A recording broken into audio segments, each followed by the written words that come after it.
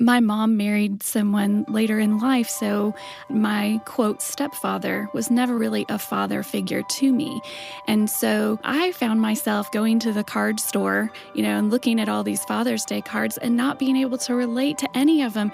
So many of them are, thanks for all that you've taught me growing up, or thanks for the way you always cared for me. And I'm like, this man is a stranger to me, really. I mean, I've only met him a handful of times, and it's the first Father's Day. What am I going to say? From the FamilyLife Podcast Network, this is FamilyLife Blended. I'm Ron Deal. This podcast brings together timeless wisdom and practical help and hope to blended families and those who love them.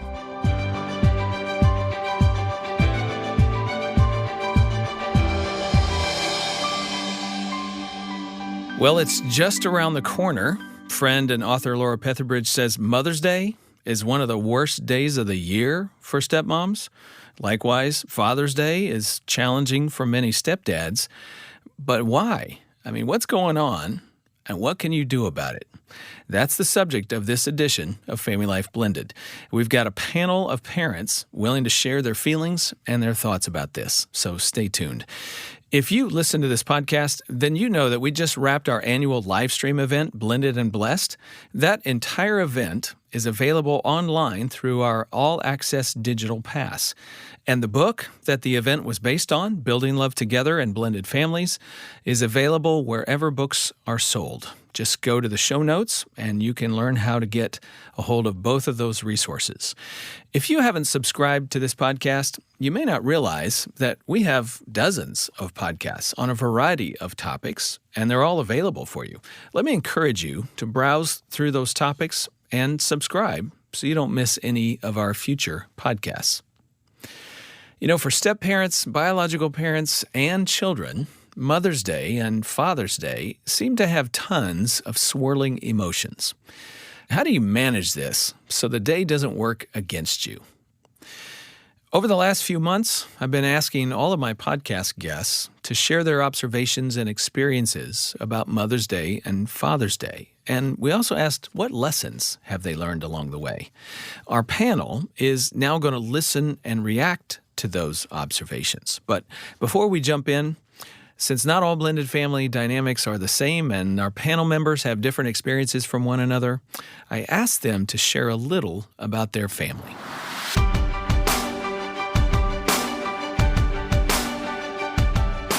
Well, team, thanks for being here today. Before we jump in and start listening to some of the comments made by my podcast guests over the last few months, I think it would be helpful to our listeners if they know a little bit about you, just kind of a quick sketch of your family. Let me start to my left over here. Shannon, why don't you tell us a little about you? Hi, I'm Shannon Simmons. I have been married to Roosevelt for almost 20 years. We are a first marriage blended family. We have 5 children ranging from the ages of 21 to 12. So I am a biological mom and stepmom to 2. And you grew up with a stepmom. Yes, I have 2 stepmoms. I had a stepdad. But 2 stepmoms that I'm definitely in relationship with still, and my biological mother. My father passed away in 97, so I'm a stepkid and a stepmom. Good. Glad to have you. Jennifer? Well, my name's Jennifer Walker, and my husband and I have been married for 17 years. My dad passed away when I was 19, and I had a younger brother and a younger sister, so we were 3 teenagers, and my mom became a widow. She was a widow for 15 years, and we all grew up, and then she found someone and got married. So I became an adult stepchild not that long ago, about 5 years ago. All right, good. Now, wow. you and your husband work in ministry, do some marriage ministry. Yes, we do. Yeah, we started seeing in our local church that there were so many blended families that just needed some help and encouragement. And especially since I am new into a step family situation myself, we just said, well, let's step into that. And so Nathan and I started leading Smart Step Family. Actually, we've done it a couple of times, and it's on the calendar to do again this year. And people have been very encouraged and helped through that. So Great. Thanks for being here. Yeah. Brian? Brian, my wife and Libby and I have been married almost 9 years, and I didn't have natural children, but when I got married, I suddenly had twin 20-year-old stepsons and then a 10-year-old, which is still kind of a little boy. So that was really kind of an adventure. We had a very good time, and my wife and I are getting involved in blended family ministry in church now coming up. All right, good. Great to have you. Thanks. And Tanisha. Yeah, I'm Tanisha Johnson. I have 4 girls, 2 biological and 2 stepkids. I've been divorced for 5 years. Well, I was married for 5 years, but I still got the stepkids. So. Mm-hmm. You still got them. They're still involved in your life. Oh, yeah. Yeah. Very much so. And very important. And as I recall from another conversation we've had, they very much think of you as mom. Oh, yes. Yeah. Definitely. So let's just jump in. Our first clip is going to be from Kathy Lipp, who is an author and a speaker. She appeared on podcast number 22, The Clutter-Free Home and the Clutter-Free Family. Let's hear what she had to say. So the most important thing I learned about Mother's Day as a stepmother is the best gift I can give my stepkids is to bless them in honoring their mom. So do I need to take you to go shopping? Do I need to be the one to remind them to go get the card or the flowers or something like that? Because then I can have a Mother's Day that's at peace. We can celebrate on another day. It doesn't have to be on Mother's Day. I can rest in the knowledge that I have done the right thing on behalf of my stepkids, my husband, and my husband's ex-wife, because I believe God has called us to serve those that sometimes don't always make our lives super easy, but that's what being a Christian's all about. Okay, that's interesting to me. What are your reactions to that? Her focus is not so much on her on Mother's Day, but it's on her stepkids. I definitely agree with that. I've tried to do that over the years as a stepmom. Earlier, I would think that, let's see if they'll give me anything. But because I know my own children don't do that well, I don't expect my stepchildren to do that. So early, when I was maybe 2-3 years in, I was probably thinking, will they give me anything? And then you deal with the disappointment. But as I've grown and learned a little bit more, I do want to give them permission to not feel any guilt, not feel any tension. This day is about your mom. You got a card? Do I need to give you some money? I've always had this dream to go with my stepchildren to go shopping for their mom. Never had the opportunity to do that. But I do bring it up. Hey, have you thought about this? Like my stepson, his mom's birthday is coming up. So before he goes to college, I want to, hey, what are you getting your mom for her birthday? So yeah, I love the idea of what she said, because it takes that off of you where you know, hey, this is not about me. And if anything comes of that, that's just a plus. I think with experience that type of mindset comes, Shannon. I will say that's pretty tough for moms early on or stepmoms early on, and especially if they have the kid with them full time, because then you feel like you're entitled to those gifts because you're serving in that mom role. Right. So I think with experience and then with acknowledging that your own kids are going to forget about you. Right. So, yeah, I've been in both spots. I think that's a good perspective. Both of you mentioned your own kids don't always acknowledge you well on Mother's Day. Right. And that's really helpful for a listener, a stepdad or a stepmom who doesn't have any biological children of their own, and they just don't quite have that perspective. That's a good little reminder. Kids just in general are not real great about Mother's Day and Father's Day. But I want to press in a little bit more around this. I can hear somebody objecting going, okay, yeah, that's so sweet to be child-focused on Mother's Day, but I am doing a lot for them. Every other day of the year is about them. Why can't this day be about me? This is where learning more about stepfamily ministry comes in. There is a day for stepmoms a week after Mother's Day. So that following Sunday is Stepmother's Day. A lot of people don't know that. No. But the person who has called you to be that, the person who made you the step, that's the person who should acknowledge your service, your sacrifice. So your spouse, teach your spouse, this is kind of what I need. I know I can't demand and control this whole day, but just know that on this particular day, I'm a little sensitive. And so if you could do something that'll help us maybe celebrate some of the victories in our step family or anything, but I need this time just to know that I'm making a difference and you see it. So you're getting it from somebody. Yes. Oh, yeah. Somebody somewhere is acknowledging you. Right. And husbands on Mother's Day, wives on Father's Day. Right. That's a big role you Yes. can play that helps take some of the pressure off. Correct. Yeah. But at the end of the day, you got to remind yourself this really can't 100% be about me. And it really is a change of focus to say, what do the kids need from me? They need me to encourage them. I think Kathy's language was bless them Yes. to honor their mother. Right. Yes. Wow, I thought that was really good. Take them off the hook. Yeah. Oh, yeah. Because if they think they're on the hook to do something and then it doesn't get done, then they may just avoid or won't even acknowledge it. And that helps you build your relationship with their mom, too, because she knows that you had to influence that. Right. So, Really? You think she does? Not all the time. well, because- it depends on the age of the child. Right. It does. Not for older kids, but Right. younger ones. Yeah. Yeah. Good point. Right. Oh, yeah. Good point. So they responded in a way that was more mature than their age. They had to have somebody helping them to get there, and that you hopefully get some credit for that. I mean, at least some acknowledgement from the other household. But don't expect it. No, don't expect it. Don't expect anything. Exactly. Keep your expectations low. Very low. And be thankful for anything you get. Okay, Brian, that sounds like the voice of experience. Well, I'm thankful I married a really thoughtful woman. Libby, actually, most of my Father's Day cards are from her, and gifts, too. I like little gifts. I'm just like that. But if a little child at church gives me a colored page or something, I put that on the refrigerator. It's a big deal to me. But, yeah, most of the time, it's just been Libby, and it'll be like, I know it's not easy, but you're doing a great job, and thank you. And it's always my role because, kids are just not necessarily thoughtful. All kids need to be taught, hey, let's go get mommy something. But it's another whole level, I think, when I'm supposed to go to Walmart and pick out a card with the younger one for his dad. Yes. And I better not even care if it's about anything about me. It's not supposed to be. Right. That's a good reminder. All right, so let's listen to our second clip. This one comes from Ryan Gannay.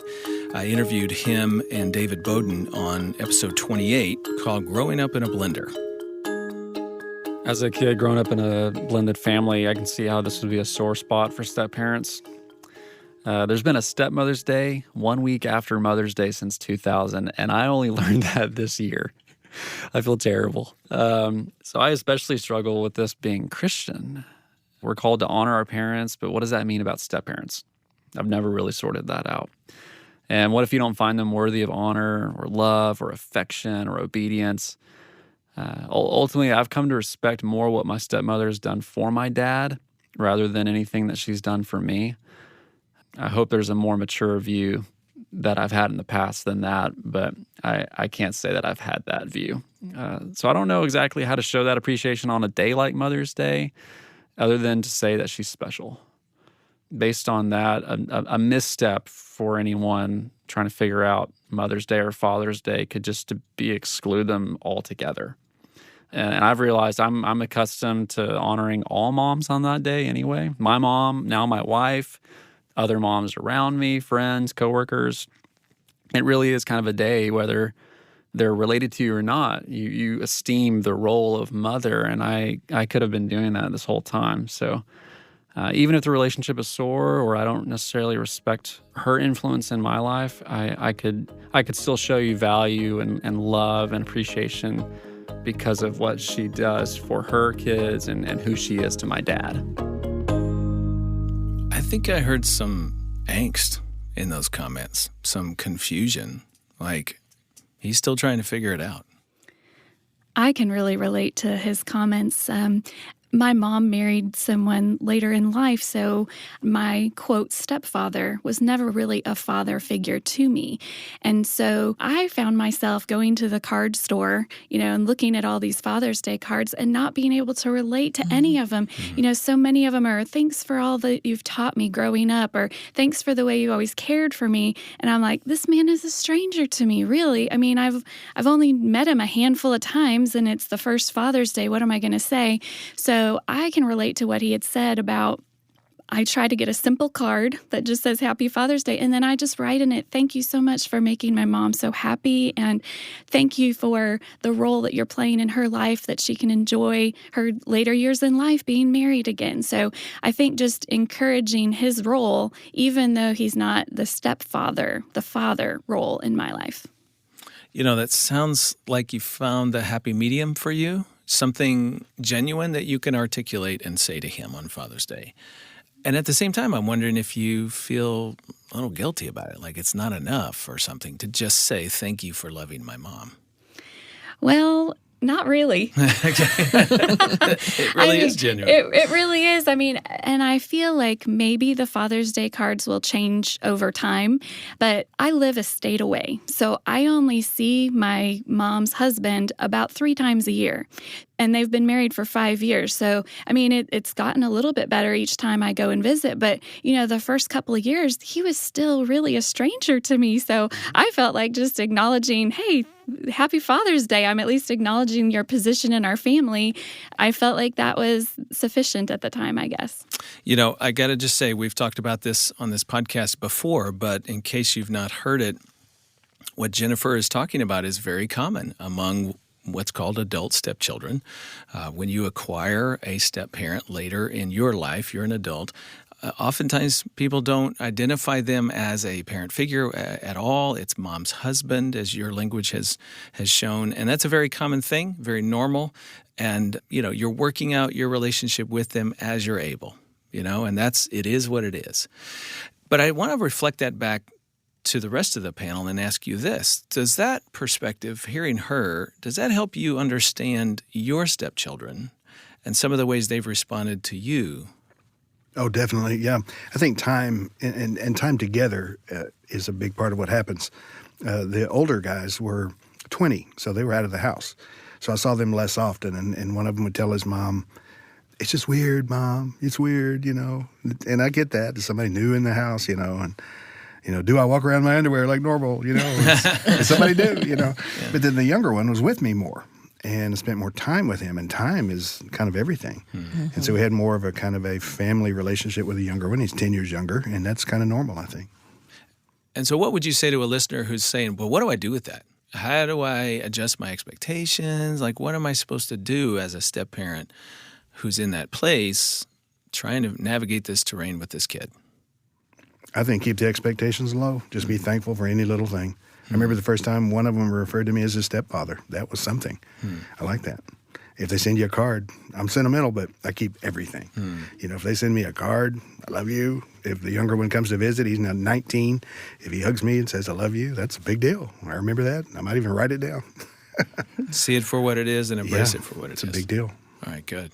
I think time spent with kids in general, right? But especially with stepkids, that's what created such a strong bond between me and my stepdaughters. We spent so much time together, and just us without their dad around. They even dropped step, they'll call me Mom, and so, or Mama Tanisha. Mm-hmm. So I think a big part of that is how much time I invested in them. Mm-hmm. And so on any given year, it might not be great, but you then have another year before the next Mother's Day or Father's Day to try to continue to invest time and figure that out. And what about for you, Jennifer, as an adult? You got life and kids and family and work and stuff, and so does your mom. They're a state away. Mm-hmm. It's not convenient. I guess you can take little steps. Yeah. Well, I try when I am in town to visit, my mom's pretty good about trying to make sure that she has time alone with me, which is, I value that and I really appreciate that. But we also try to make sure that during those visits, there's times that we can all spend together so I can get to know her husband better. We try to do special activities together, or just even hanging out at the house and spending time together. I try to take those opportunities to just get to know him a little bit better. And I will say it has been 5 years, and I can say that our relationship is better than it was initially. So there is that trend of getting closer, and I anticipate that will continue to happen, but it just takes time. Like I said, I may only see him like 3 times a year. So it's hard to just form those instant bonds in just such a short time, and especially when they're very spaced apart too. Okay, so let me get you to react to one more thing Ryan said. He said, in 2 different statements, he said, kids sometimes just don't know how to honor their step-parent. They're just not sure what that looks like or what to do. And then he also said it's a mistake for kids to exclude the step-parent. Well, okay, if you don't know how to honor, sometimes you might inadvertently exclude. Like, what do you think we should do to help children know how to honor? I think you should walk the example. For instance, as a kid growing up, I remember my mom wanting me to call my stepdad when she was married. She's divorced now, but when she was married, she wanted me to call my stepdad dad or daddy. And I just couldn't do that. I don't think I ever said his name. I always made sure that I was an eye shot of him so he could know I was talking to him. Oh, yeah. So I never addressed him as anything. I don't think I called him by his first name. But I just felt it was dishonoring to call another man daddy. So what would I call him? We didn't have your books at the time, so we didn't know that we could have a conversation. Hey, what do you want to call me? Oh, yeah. We never had that conversation. So her trying to make me call him daddy, to me in my heart, showed dishonor to my biological father.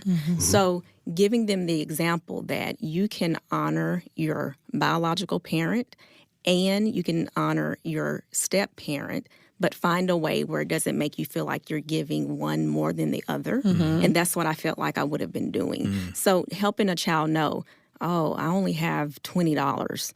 This is all I can use to buy my biological parent something. So if the step-parent can say, hey, don't worry about me, let's get your mom something. Maybe that gives that child freedom to say, you know what? She wants me to love my mom and it's okay. Maybe I can make her a card. Right. You can figure it out at that point. Yeah. The permission is Permission to love. very important. All right, let's listen to another clip. This comes from recording artist Sandy Patty, episode number 27. I interviewed she and her husband Don about their life journey, and that episode was called Beyond Broken. Let's hear what she had to say. For my amazing stepkids, Mother's Day is very hard for them because their mother passed away of cancer several years ago. So I have learned over the years to just follow their lead. I mean, that's the best advice I can give anybody. They do not owe me, and I will say, they always call me on Mother's Day. They always send a card or do, but I try not to put that expectation on them because it is so raw and fresh, even after 10 plus years. And I know my relationship with each of them. I don't need a card on a certain day for that. And so I really just take my lead from them and then am appreciative if I get a call. And if I don't take that personally either, because it is a wrestle. It's a wrestle of a day for them. So Sandy's aware that her stepchildren's mother passed away, and so Mother's Day brings sadness. Jennifer, that's your situation. Oh, yeah. I can totally relate with that. In fact, it really surprised me. My mom didn't get remarried until 15 years after my dad had passed away, and in those 15 years, we got really used to it just being my mom and my brother and sister and I. And I remember that summer that they met and they were planning to get married, that I remember grieving my dad all over again. Sorry. No, that's okay. Because to me, this person wouldn't be in our family if my dad was still alive. And so that really surprised me. It took me by surprise that I just grieved my dad all over again. And Father's Day became hard for another reason. It's such a mixed bag, isn't it? You know, to move toward him and try to build a friendly relationship is to somehow embrace your father's passing, which you don't really want to do. I mean, that's a part of grief, is like we want to hold on. We don't want to move beyond that, and you get torn up in there? Mm-hmm. I will honestly say, too, I am so thankful that Gary, my mom's husband, he understands the situation, and I feel like he does everything to try to honor our dad. He told my mom, if you want to display pictures of him in the home, I am totally okay with that.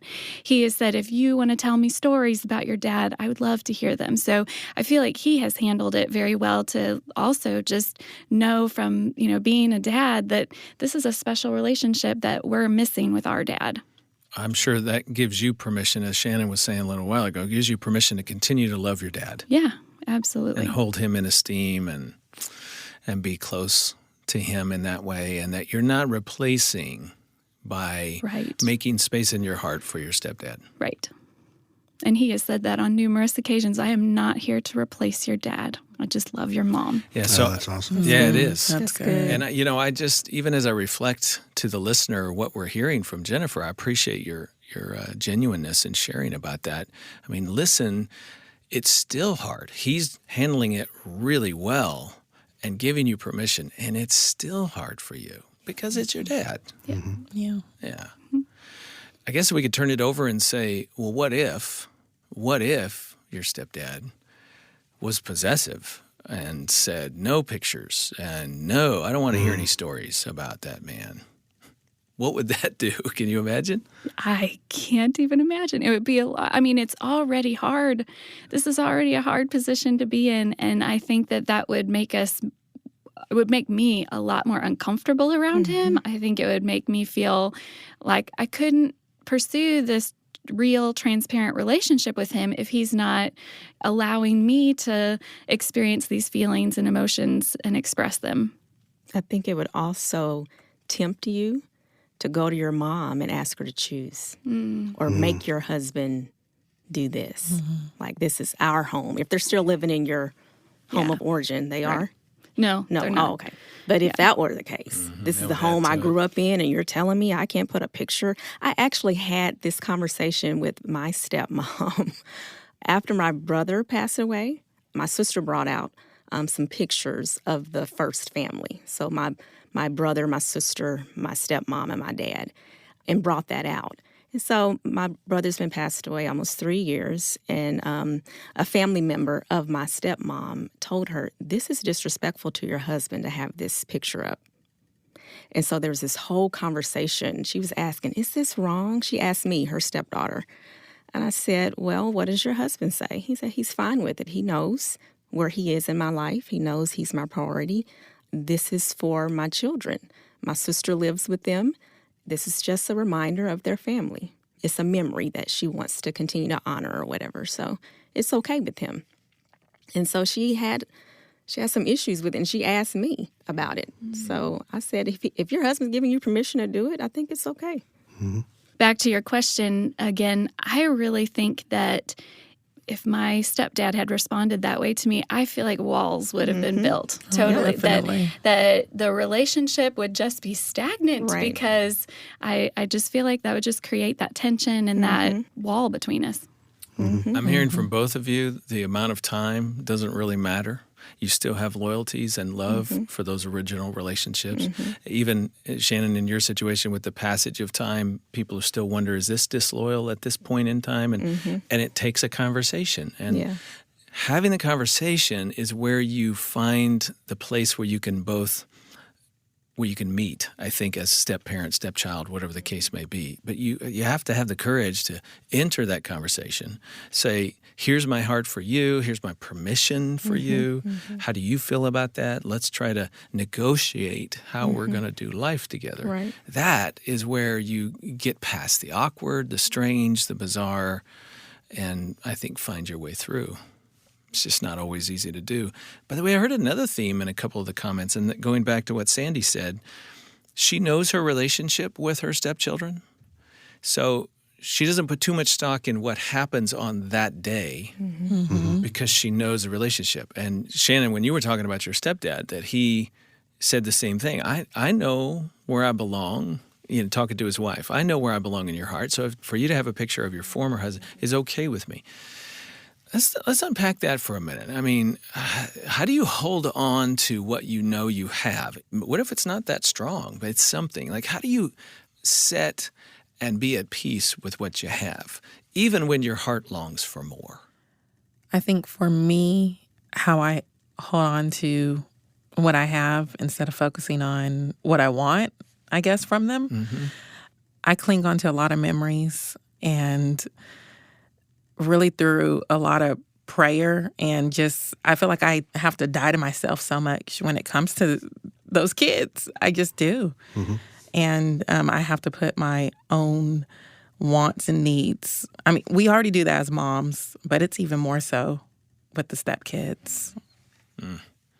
Amen to that. Yeah. All right, team. For our next little clip, it's a little bit different direction. Daryl Smith, this is from podcast episode 24, Blending Despite Betrayal. I would say I have learned that it's hard. You know, do you call the mothers? Do you text them and tell them Happy Mother's Day? If you do, is that betraying Gwen? And so, again, I don't open the box. I just don't do it. Give you a little context. His terminology there, I don't open the box. In that episode, he's talking about the hard things that he has done in his past and how that's created hurt for his wife. And in his terminology, he's put those things in a box. And he tries to keep it off to the side and not open it unless they really need to open it. So what he's saying is, on Mother's Day, he just feels like it's better to not do anything to acknowledge the mothers of his children because that's opening up some pain. Now, that's a very specific situation, but I'm wondering if you guys can relate to something similar to that. Do you find yourself tiptoeing around certain subjects? Is it better to just let it lie? What do you think? No. There was a long pause. I have so much to say on Go that for it. subject. No. Go for it. Let's hear it. I want to respond to the clip. I don't understand not acknowledging the mothers at all. I'm divorced. I expect to hear from my ex-husband on Mother's Day. I have 2 of his children that I'm raising. And you're So, still partners in raising those children we are. in one form or another. We still have to communicate. We still have to make certain decisions. So, yeah. I want to hear from you. And at the same time, I imagine you can understand why for Daryl that's awkward, puts him in a tough situation with his current wife. It's awkward, but I was in that situation when I was married and my ex-husband has children from 2 other women. And I would make sure he communicated with them. It was more so for selfish reasons. Like, I don't want drama in my own house. I don't want them looking at me like I think I'm better than them or so you need to make sure you reach out to them. Right. I don't care if I have to pick up your phone and do it myself via text. This is going to happen. It's going to happen. That was just for me, and I just didn't want drama, and I wanted the kids to have a good relationship. So, Yeah.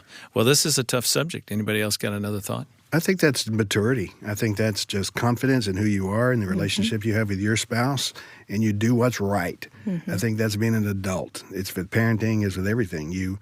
If it should be done, you try to make yourself do it and whine about it later. I've been there and done that. So yeah. I see it as giving your spouse permission to honor. Because again, for Daryl, he was saying, I've caused her so much pain. If I open this box, it may cause her even more, and I just don't want to deal with it. right. And because he's not dealing with the box, you're inadvertently allowing pain to still come to you and your family because that affects how you communicate with those children's mothers, and then that communicates to the children how you may feel about them. Who knows? But yeah, you got to deal with the pain and awkwardness of it. Well spoken. Yeah. The next clip is from guest Melody Fabian, episode number 26.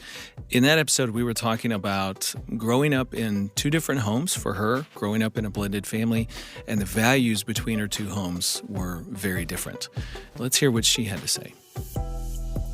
Growing up in a blended home, I wish when it came to Father's Day, there was more of a kind of honor and respect to really honor my biological father first, because he was the first father entering into the picture.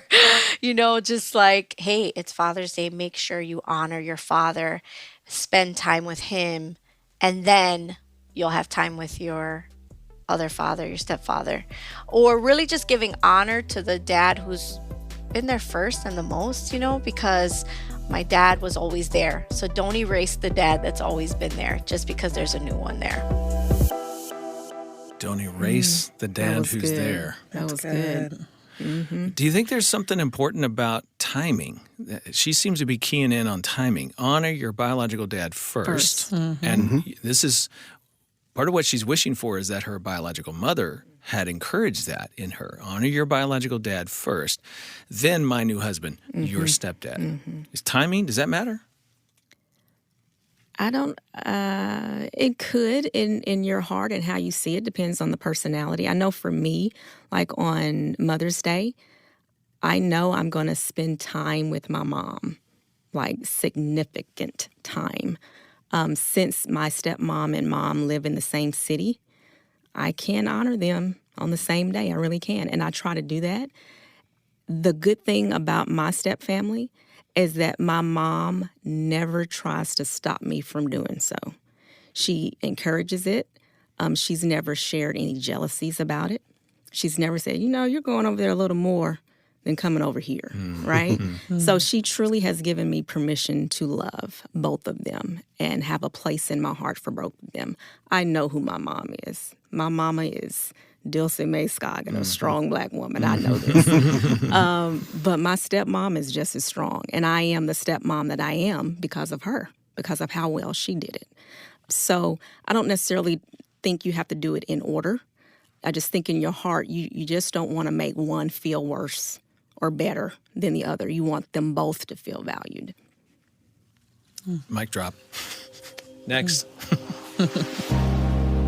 Mother's Day and Father's Day gets really complicated when one of the biological parents is missing in action. This next comment comes from Andy Hetchler, episode number 29. He and his wife Heather were my guests as we were talking about how do you do parenting and step-parenting when the biological parent in the other home has dropped off the face of the earth. We had to get creative in how we wanted to help navigate it. We never fixed it, we never solved it, but one of the things we did try and do for our house was to create Daughter's Day. And so really to put the attention on all the women in the house and to try and, point the thinking in a different direction was one of the things that we tried to do. So how do you celebrate Mother's Day when the biological mother is nowhere to be found, or basically is uninvolved, disengaged, her relationship is very poor? They tried to switch it around and celebrate Daughter's Day. Thoughts? That's creative. It is. I wish my mom would have had someone to encourage her to be creative. She grew up without her biological mom in the picture. So Mother's Day is always hard for her. But I'm thankful that she does have other close aunts that she was able to spend time with, and even a past girlfriend of my grandpa's that she really has a strong connection with. But even now, it's hard for her. Mother's Day is hard for her just because she never had that strong bond with her own mom.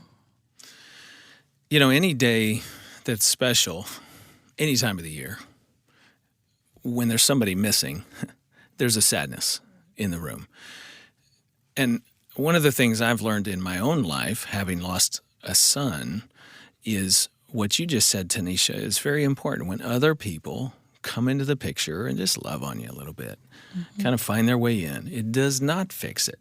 Andy said that. We got creative, we didn't solve it. but we found a way around the hard. Yeah, sometimes that's just what you're hoping for, right? Yeah. Just be a little sensitive to everybody, and if they need to talk about it a little bit, just let them talk about it, and just be there, just listen. Do you think you could have done that, Brian? Like have a son's day? Because I know the other home is a little difficult. So I think that was a good idea. Is that something you think you could have implemented in your home, maybe? Maybe. We did do a lot of just kind of creative things, and I think traditions are important in families anyway, so you come up with some semi-creative ones. Yeah. I never heard of a stepdad gift at Christmas, but I thought I was so excited to have kids. I didn't have any. Yeah. Suddenly have two pretty grown ones and a little one. They got a stepdad gift. And it was more of a big deal to me than them, but whatever. Oh, yeah. So you labeled it the stepdad gift. They know they're going to get a special, separate gift just from me that looks like I thought about them during the year. That's all that is. Yeah. Yeah. I have a good time with it. They may or may not love it. Who knows? Yeah. Sometimes they do. Again, you're building your own tradition with its own meaning. New tradition. Your relationship stands on its own. You're just trying to give some sort of marker, something for people to hang on to. And I try to be the adult in front of them, always have the right attitude. I pout about it around my wife when the kids are not around. So I can't believe that happened. I can't believe nobody thought about me. It's my birthday too. None of that. You don't do that with the kids. Right. Even when they're 29. Right. Yeah. Yeah. Okay, let's hear the next clip. For our first Mother's Day, the girls' mom was coming to pick them up early, so I woke up at 5 o'clock to make her some homemade cinnamon rolls from the girls, of course.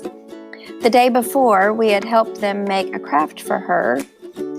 Of course, the bitter emails from her did not stop a few weeks later, but we always tried to practice Romans 12:18. And as much as it depends on me, live at peace with everyone. That was Ginger Oriente from episode 23. We were talking about rebuilding her marriage and reconciling with a child in her family. So what do you think about that? Romans 12:18. As far as it depends on you, live at peace. So for her, that translated into, we're going to make a gift, and I'm going to help the girls have something to give to their mom. Amen. The right thing to do. Yeah, it's the right thing to do. So I'll tell you a quick story. It actually happened on Mother's Day morning. My youngest stepdaughter had been living with us for about 4 months, and she was 4 years old at the time. And my daughter was 3, so it was a ton of work for me. And I didn't know her mom was coming to town to pick her up, so I assumed that I was going to spend Mother's Day with her. And even though we went out and bought a gift for her mom, I was planning on shipping it because, again, it was a surprise that she was coming to town. So she came to town early that morning. She came to the house, and my feelings were hurt. And I felt, wow, I spent all this time and invested. I sacrificed for the last couple of months and put everything I needed to do on the back burner to help raise your kid. And this is the thanks I get. And although I didn't communicate that, I had to pack her up, make sure the clean clothes were in the bag, and helped comb her hair that morning so they can go to their church service. And I went ahead and did the right actions. My heart wasn't there, but I needed to catch up. But But you went the extra mile. But I did that. I went the extra mile just to show, like, oh yeah, I'm being understanding. I wasn't, but to me, I was always trying to be the peacekeeper, peacemaker, make sure my house was at peace. So, yeah. I appreciate your honesty. That was a sacrifice on your part, and it was in the effort to keep peace. Yeah, and it's easier said than done. Again, my heart was not there. Oh, yeah. My mind was not there. I was saying a bunch of crazy stuff in my head, but. And I'll just add here, keeping peace at all costs is not helpful. As I've said before, peace at all costs means you will experience all costs. Yes. But there are moments where we make very conscious decisions and sacrifices for the sake of peace. And that's certainly appropriate as long as it's in balance. Mother's Day and Father's Day seems to be one of those times where you have to make sacrifices. I've heard that over and over from our table discussion. I don't know that there's any way around it. Let's go ahead and roll our next clip. I would like to share a quote about Mother's Day or Father's Day. I think acceptance comes from not having attachments to expectations. So many people are familiar with Michael J. Fox and how he's battled Parkinson's.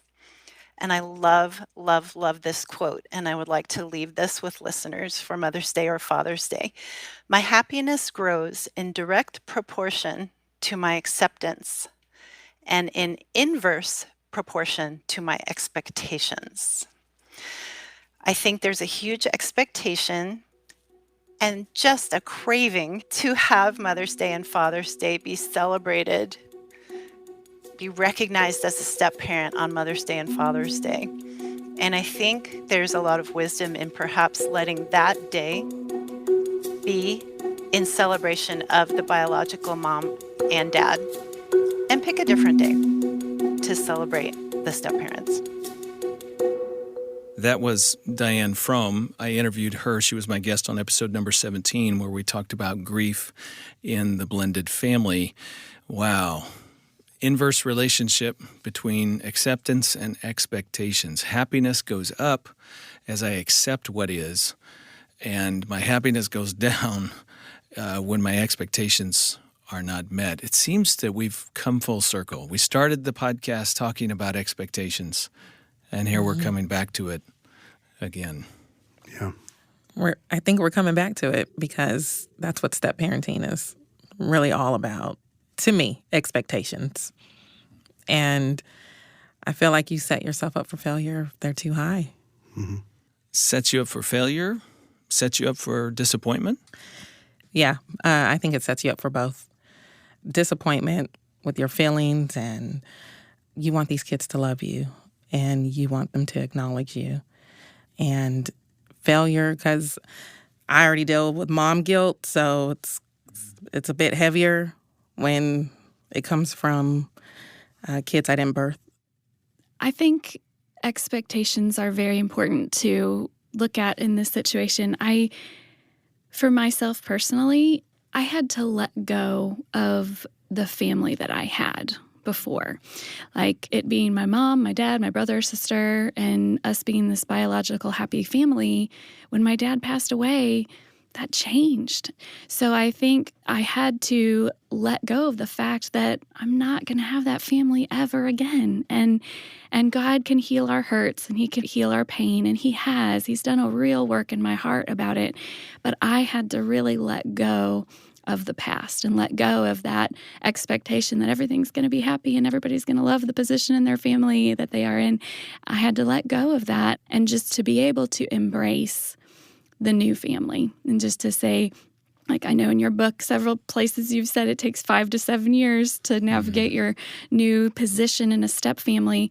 I had to embrace that. I had to say, okay, this is going to take some time, but this is my new family. This is my new reality and my new family situation, and I just need to embrace it and ask God to help me navigate it. I'm wondering a couple of things. Was there anything in particular that was a barrier to you letting go of those expectations in terms of embracing the new family and the new identity and what is?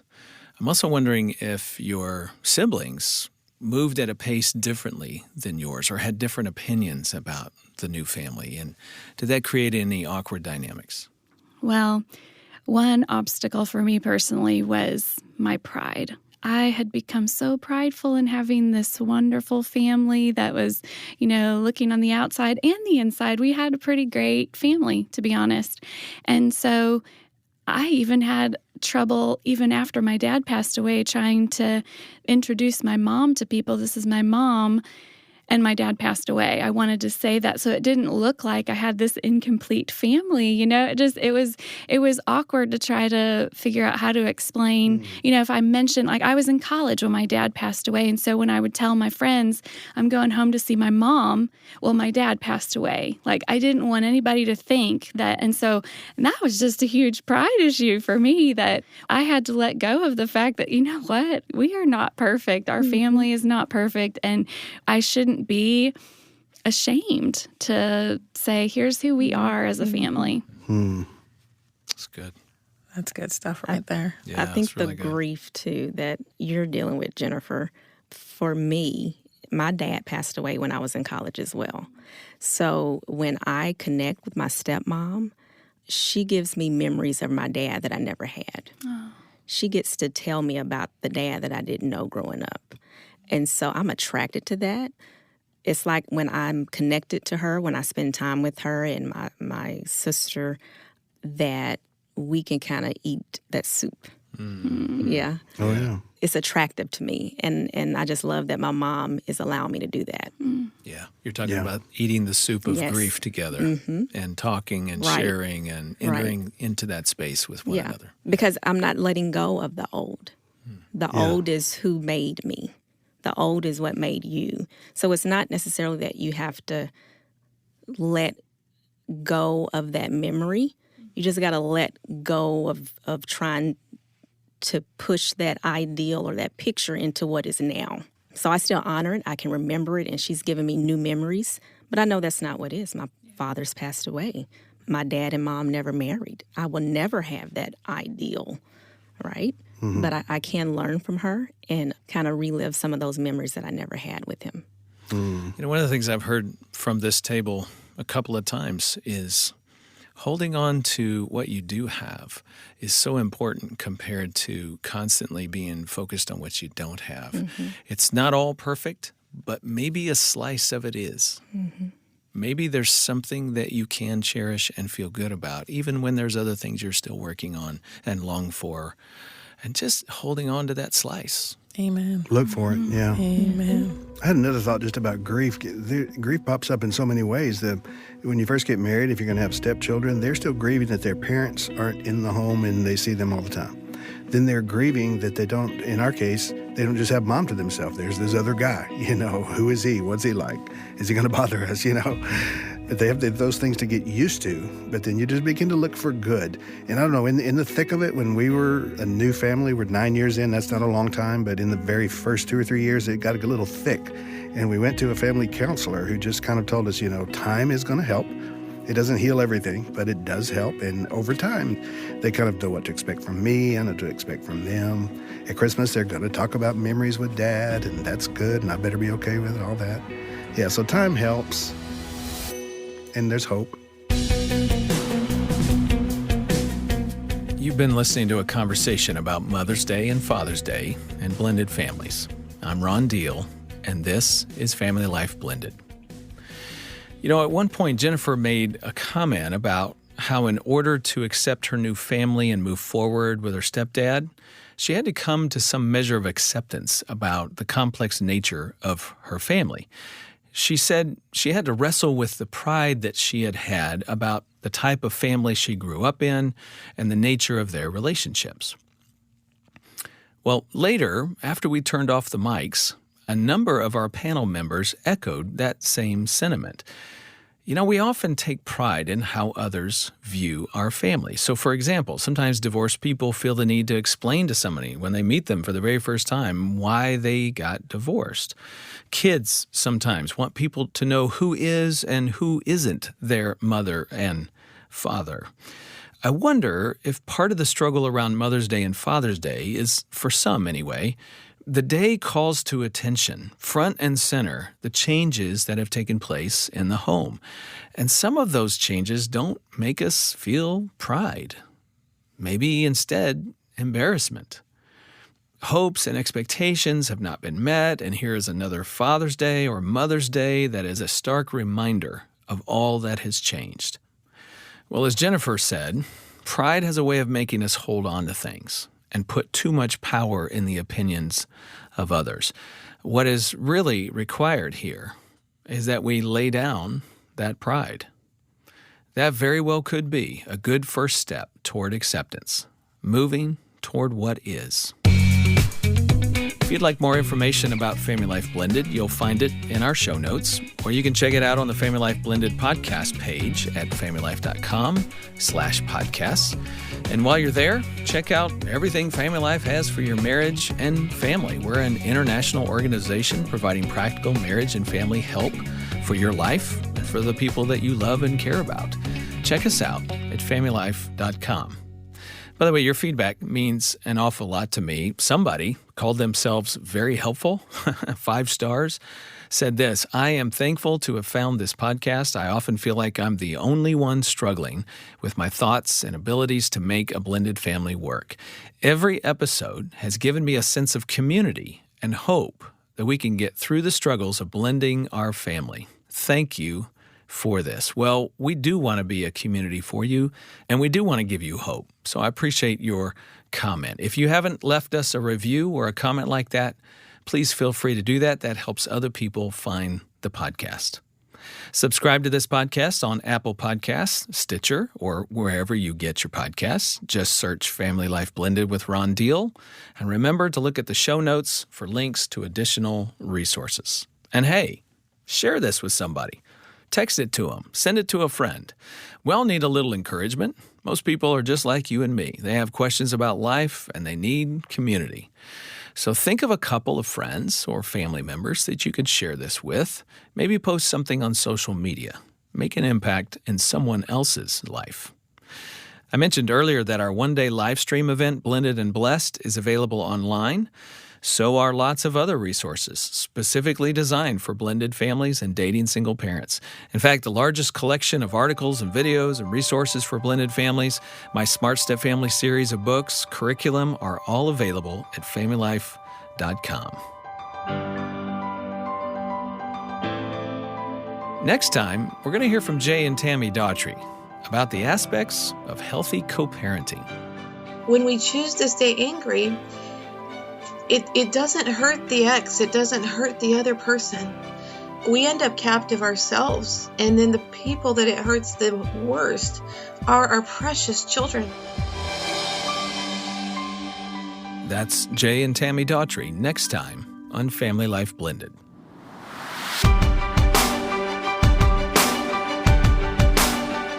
I'm Ron Deal. Thanks for listening. And thanks to our Family Life Legacy partners for making this podcast possible. Our chief audio engineer is Keith Lynch, Bruce Goff, our producer. Our mastering engineer is Justin Adams, and theme music provided by Braden Deal. Family Life Blended is produced by Family Life and is part of the Family Life Podcast Network.